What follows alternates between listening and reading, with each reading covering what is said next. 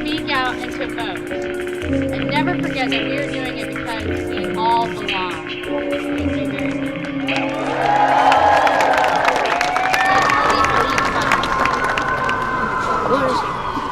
We came out to, show our support for the cause, that we're, against the Muslim ban, because, we truly believe that, the world is a global hub, and that America should be very welcoming to immigrants. The country was built by immigrants. We have a great diversity in this country, and there's no reason why we shouldn't, respect that, learn more about it, try to integrate ourselves with it. Actually, I'm a convert to Islam.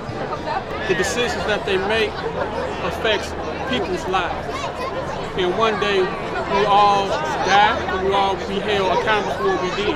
So they have to remember that. Just because you have power doesn't mean you have absolute control. The only one who has absolute control is the Creator, who created everything. This is a reactive policy, reacting to fear.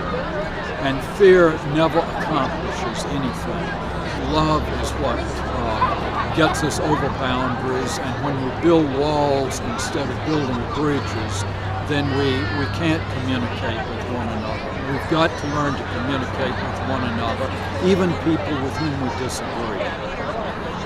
Yeah, I'm not a fan of the executive order. I actually saw something that showed that he actually forgot to exclude the Islamic State from the countries that weren't allowed to send people here. This is a democracy. It is not a tyranny. Executive orders should be in conjunction with legislation. It is not a one-man show, and I think he's bypassing what our forefathers have put together for this country for legislation. Use the system. This is not tyranny. This is a hate situation, and I'm sorry, I am so against hate on any level. I take Matthew 25 at its word, where we're called to love people. And it's a lesson I want to teach my daughter. It's something we hold really close in our family. And so, it really disturbs me what's been happening in our country. That people would feel like they're not loved and not welcome. And I think that's a very un-Christian value. And that's not one that my family holds. And so we're here to support people. We definitely need to help our fellow man, and that's why I'm out here, because I believe in helping our fellow man. Yeah, absolutely. Solidarity with your fellow human being. They're all human beings, Well, I think it's important to say that we're all brothers and sisters, and everybody does belong. And I feel like this executive order was not thought through. I thought it was thoughtless and cruel. I'm Islamic.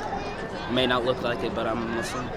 I was reading on my phone, and I think it's kind of wrong how they're keeping the Islamic refugees from coming into the United States, because every day we would read the news, and I would see like all the landscape in like Syria and Saudi Arabia and stuff like that. It's all destroyed because of the Islamic terrorist ISIS. Now, for Donald Trump trying to get the people out of the country is kind of wrong, because you need some people need to get away from that stuff, like separated families and stuff like that. So to stand in support, we're all American. It doesn't matter whether you're an immigrant or a refugee or a native to the country. We're all American, and when the Constitution is not upheld, it affects us all.